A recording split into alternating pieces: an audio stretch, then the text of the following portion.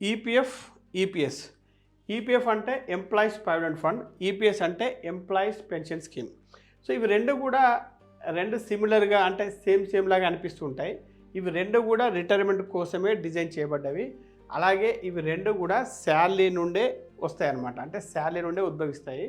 ఇక ఇవి 2 కాకపోతే ఇవి 2 ఏంటంటే వేరు పనులు చేస్తూ ఉంటాయి. సో ఈ వీడియోలో మనం ఈపీఎఫ్ గురించి, ఈపీఎస్ గురించి, రెండిటి మధ్య ఉన్న తేడాల గురించి, వాటి బెనిఫిట్స్ గురించి చాలా వివరంగా తెలుసుకోబోతున్నాం. సో మేము ఎక్స్‌పెక్ట్ చేసేది ఏంటంటే ఈ వీడియోకి మీరు కనీసం ఒక 5000 లైక్స్ ఇస్తే ఇలాంటి మంచి వీడియోలు, ఇంట్రెస్టింగ్, ఎంగేజింగ్ వీడియోలు చేయడానికి మాకు మోటివేషన్‌గా ఉంటుంది. సో ఇప్పుడు అసలు వీడియోలోకి వెళ్దాం.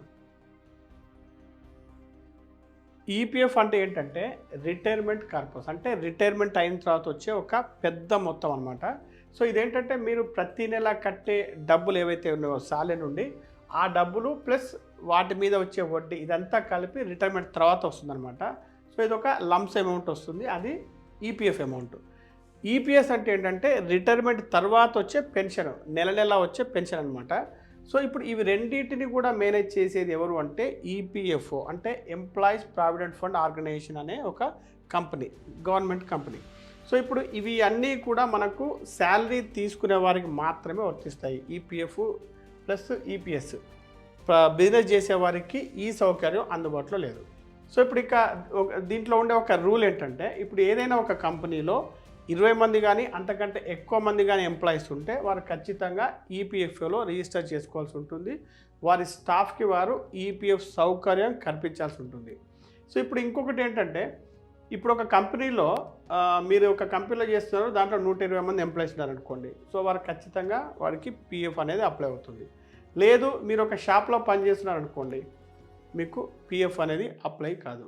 సో ఇప్పుడు మీరు ఒక కంపెనీలో ఎంప్లాయీగా పనిచేస్తూ మీ శాలరీ నుండి పీఎఫ్ కట్ అవుతుంది అంటే అర్థం ఏంటంటే, ఆల్రెడీ మీకు ఈపీఎఫ్, ఈపీఎస్ అనేది మీకు ఆల్రెడీ జరిగిపోతుంటుంది మీకు తెలియకుండానే. అది మీరు అర్థం చేసుకోవచ్చు. ఇప్పుడు ఈపీఎఫ్ ఎవరు కడతారు అనేది చూద్దాం.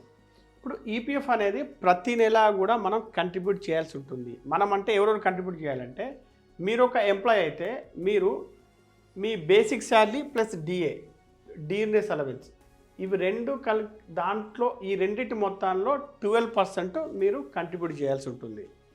అలాగే మీరు ఉద్యోగం చేస్తున్న కంపెనీ ఎంప్లాయర్ కూడా 12% కంట్రిబ్యూట్ చేయాల్సి ఉంటుంది basic salary plus DA. So ఇప్పుడు మీరు ఒక ఎగ్జాంపుల్ చూస్తే, ఇప్పుడు రమేష్ యొక్క salary basic salary plus DA ఒక 25,000 రూపాయలు ఉందనుకోండి శాలరీ. సో రమేష్ 12% అంటే 3,000 రూపాయలు ఈపీఎఫ్కి కంట్రిబ్యూట్ చేయాలి అతని ఈపీఎఫ్ అకౌంట్కే.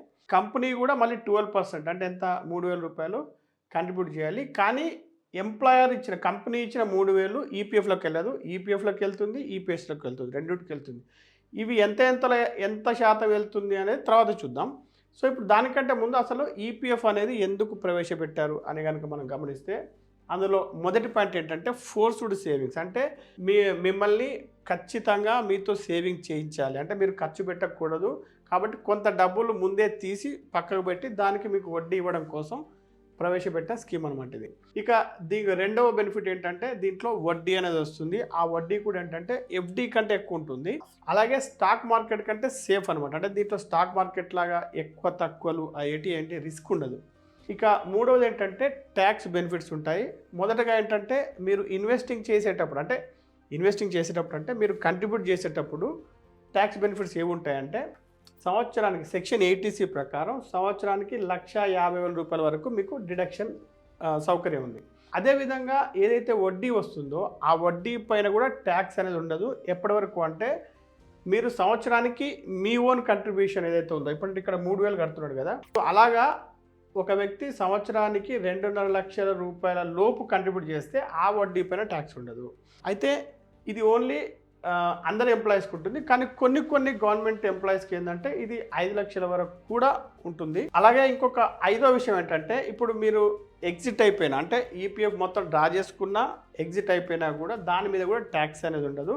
అయితే దీనికి కావాల్సిన 2 కండిషన్స్ ఏంటంటే, అతడు తన సర్వీసు 5 సంవత్సరాలు పూర్తి చేసి ఉండాలి. అంటే ఒక కంపెనీలో కానీ 2 కంపెనీలో కానీ 5 సంవత్సరాల సర్వీస్ పూర్తి చేసి ఉండాలి. లేదు అంటే రిటైర్మెంట్ అప్పుడు ఎలాగో వస్తుంది. ఇప్పుడు ఈపీఎస్ ఎవరు కడతారు అని మనం చూస్తే, మనం ఇంతకుముందు చెప్పుకున్నట్టుగా ఎంప్లాయర్ అంటే కంపెనీ 12% ఏదైతే ఇస్తుందో అంటే మీకున్న బేసిక్ శాలరీ ప్లస్ డిఏలో 12% కంపెనీ ఇస్తుంది కాబట్టి ఆ 12%లో 8.33% అనేది ఈపీఎస్కి వెళ్తుంది, అంటే పెన్షన్ స్కీమ్కి వెళ్తుంది. అందులో 3.67% అనేది ఈపీఎఫ్కి వెళ్తుంది. సో కాకపోతే ఇక్కడ ఏంటి అంటే ఈపీఎస్కు ఒక శాలరీ క్యాప్ ఉందన్నమాట, అంటే శాలరీ లిమిట్ ఉంటుందన్నమాట. ఎలా అంటే వీళ్ళు శాలరీ ఎలా లెక్క కడతారంటే మ్యాక్సిమం 15,000 వరకే తీసుకుంటారు, అంతకంటే ఎక్కువ తీసుకోరు. అంటే ఇప్పుడు ఫర్ ఎగ్జాంపుల్ మీ బేసిక్ ప్లస్ డిఏ 30,000 ఉందనుకోండి, 15,000కే లెక్క కడతారు. 50,000 ఉన్నా కూడా 15,000 మాత్రమే లెక్క కడతారు. సో ఇప్పుడు ఇక్కడ మనము ఈపీఎస్ కంట్రిబ్యూషన్ ఎంత అని చూస్తే 15,000 శాలరీ ఇంటూ 8.33% అంటే ఎంత 1250 రూపీస్ నెలకి కట్ అయ్యేది ఈపీఎస్కి. సో ఇప్పుడు ఇక్కడ ఇలా మీరు కడుతున్నప్పుడు రిటైర్మెంట్ అయిన తర్వాత మీకు ఏదైతే పెన్షన్ అమౌంట్ వస్తుందో ఆ పెన్షన్ అమౌంట్ కూడా దాని మీద ఏమైనా ట్యాక్స్ పడుతుంది అంటే దాని మీద ట్యాక్స్ ఎలా ఉంటుందంటే ఇప్పుడు మనకు మామూలుగా మనం శాలరీడ్ ఎంప్లాయీస్కి ఇన్కమ్ ట్యాక్స్ స్లాబ్ ఎలా ఉందో అదే ఇన్కమ్ ట్యాక్స్ స్లాబ్ వీళ్ళకు అప్లై అవుతుంది అనమాట. సో ఇప్పుడు ఇక ఈ ఈపీఎస్ గురించి ఒక 2 ఎగ్జాంపుల్ చూద్దాం. ఇప్పుడు ప్రియా అనే ఒక ఎంప్లాయీ బేసిక్ ప్లస్ డిఏ 15,000 ఉంది ఆమెకి.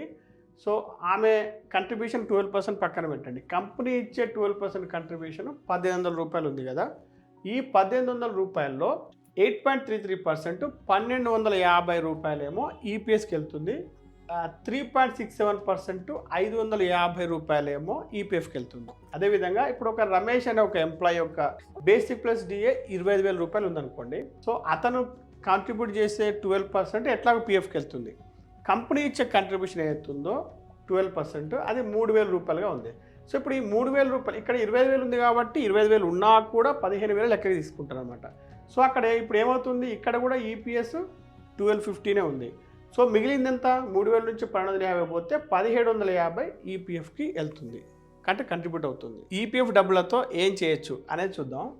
ఇప్పుడు ఈపీఎఫ్లో మీరు కంట్రిబ్యూట్ చేస్తుంటారు కాబట్టి మీరు ఎప్పుడంటే అప్పుడు మీ బ్యాలెన్స్ చెక్ చేసుకోవచ్చు అందులో మీ ఈపీఎఫ్ అకౌంట్లో. అదేవిధంగా దానిపైన వడ్డీ అనేది 8.25% వస్తూ ఉంటుంది. అంటే ఇప్పుడు ఈ సంవత్సరం అది ప్రతి సంవత్సరం గవర్నమెంట్ డిక్లేర్ చేస్తూ ఉంటుంది. సో ఇక్కడ వడ్డీ అనేది 8.25% దానికి యాడ్ అవుతూ ఉంటుంది. అదేవిధంగా మీరు రిటైర్ అయ్యేటప్పుడు దీన్ని మళ్ళీ ఈ మొత్తాన్ని మీరు విత్డ్రా చేసుకోవచ్చు. అయితే మీరు పార్షల్ విత్డ్రా కూడా చేసుకోవచ్చు, అంటే కొంత అమౌంట్ కూడా విత్డ్రా చేసుకోవచ్చు. ఎప్పుడు అంటే మీకు డబ్బులు అవసరం ఉన్నప్పుడు, ఎమర్జెన్సీ సిచ్యువేషన్స్, అంటే మీరు ఒక ఇల్లు కట్టుకోబోతున్నారు, మీకు డబ్బులు అవసరం, అప్పుడు కొంత డ్రా చేసుకోవచ్చు. మీకు ఒక మెడికల్ ఎమర్జెన్సీ ఉంది, డ్రా చేసుకోవచ్చు. మీ ఉద్యోగం పోయింది అనుకోండి, అప్పుడు కూడా కొంత డ్రా చేసుకోవచ్చు. అలాగే దీంట్లో ఇంకొకటి ఏంటంటే మీరు 2 నెలలు కానీ అంతకంటే ఎక్కువ కాలం కానీ జాబ్ లేకుండా ఉన్నారనుకోండి, అప్పుడు మీరు పిఎఫ్కి కంట్రిబ్యూట్ చేయట్లేదు అనుకోండి, అప్పుడు కూడా ఫుల్గా విత్డ్రా చేసుకునే సౌకర్యం కూడా ఉంది. సో ఇక ఇంకోటి ఏంటంటే మీరు ఎన్ని కంపెనీలు మారినా కూడా కంపెనీ నుండి కంపెనీ మారుతున్నప్పుడు మీరు మీ యూఏఎన్ నెంబర్తో మీ అకౌంట్ మొత్తాన్ని ట్రాన్స్ఫర్ చేసుకోవచ్చు. ఇప్పుడు ఇక్కడ ఈపీఎస్ విషయానికి వచ్చేసరికి ఈపీఎస్ డబ్బులు అనేవి మీరు బ్యాలెన్స్ కానీ వడ్డీ దాని మీద వడ్డీ ఎలా పడదు కాబట్టి మీరు దాన్ని చెక్ చేసుకోలేరు. కాకపోతే ఈ ఈపీఎస్ అమౌంట్ అనేది రిటైర్మెంట్ అయిన తర్వాత మీకు నెల పెన్షన్గా వస్తుంది. ఇది ఒక రకంగా చెప్పాలంటే గవర్నమెంట్ ఇస్తున్న యాన్యుటీ ప్లాన్ అని చెప్పుకోవచ్చు. సో ఇప్పుడు ఇక్కడ ఈ పెన్షన్ ఎప్పుడు వస్తుంది మరి అంటే మీ వయసు 58 సంవత్సరాలు దాటితే ఈ పెన్షన్ వస్తుంది. లేదు 50 నుండి 50 సంవత్సరాలప్పుడు కూడా వస్తుంది, కాకపోతే అప్పుడు పెన్షన్ అమౌంట్ తక్కువ వస్తుంది. ఇంకోటి ఏంటంటే మీరు 10 సంవత్సరాల సర్వీస్ పూర్తి చేశారనుకోండి, అంటే మీరు 10 సంవత్సరాలు జాబ్ చేస్తూ మీరు ఆల్రెడీ ఈ పిఎఫ్ కంట్రిబ్యూట్ చేస్తున్నారనుకోండి, అప్పుడు కూడా మీకు పెన్షన్ అనేది వస్తుంది. అంటే మీరు జాబ్ మానేస్తే 10 సంవత్సరాలు చేసి ఇక ఈ పెన్షన్ అనేది లైఫ్ లాంగ్ వస్తుంది.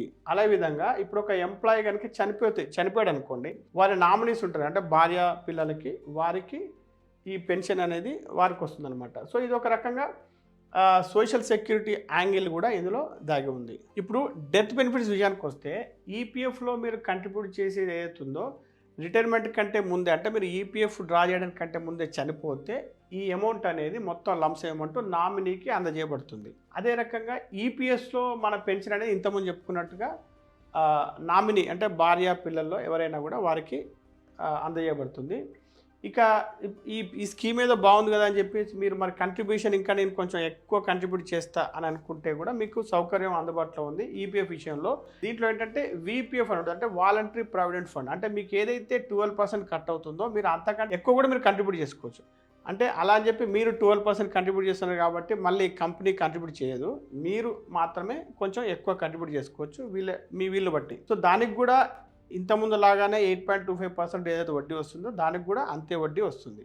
సో ఇక్కడ ఇప్పుడు ఈపీఎస్ విషయానికి వచ్చేసరికి ఏమవుతుందంటే మీరు అమౌంట్ కంట్రిబ్యూషన్ పెంచుకోలేరు. ఎందుకంటే ఆల్రెడీ మీ శాలరీ పెరిగినా కూడా ఇక్కడ క్యాప్ అనేది ఉందన్నమాట. 15,000 శాలరీ కంటే ఎక్కువ వీళ్ళు లెక్క పెట్టుకోరు కాబట్టి 1250 అనేది నెలకు, అంటే మీరు ఎంత శాలరీ ఉన్నా నెలకు 1250 మాత్రమే దీంట్లో కంట్రిబ్యూట్ చేయడానికి ఉంటుంది. సో ఇప్పుడు ఇక్కడ మరి ఇప్పుడు ఈపీఎఫ్ మంచిదా, ఈపీఎస్ మంచిదా అని చూస్తే ఇది ఎలా ఉంటుందంటే క్వశ్చన్ అన్నమా లేకపోతే కూర. సో ఇక్కడ ఇవేంటంటే ఈ రెండింటి కూడా రెండు కలిసి పనిచేయడానికే ఇవి డిజైన్ చేయబడ్డాయి అనమాట. సో చివరిగా మీకు క్వశ్చన్ రావచ్చు, సార్ మరి ఈపీఎస్ అనేది ఎంత వస్తుంది అన్న క్వశ్చన్ మీకు రావచ్చు. దానికి ఒక ఫార్ములా ఉందన్నమాట. అదేంటంటే pensionable salary into pensionable service divided by 70. Pensionable salary అంటే ఏంటంటే చివరి 60 నెలల యావరేజ్ శాలరీ ఎంత ఉందనేది లెక్క పెడతారు. కాకపోతే ఏంటంటే ఇప్పుడు ఇక్కడ క్యాప్ ఉంది కాబట్టి 15,000 రూపాయల లిమిటే ఉంది కాబట్టి శాలరీ మనం 15,000 తీసుకుందాం. ఇప్పుడు ఒక వ్యక్తి 20 సంవత్సరాలు పనిచేశాడు.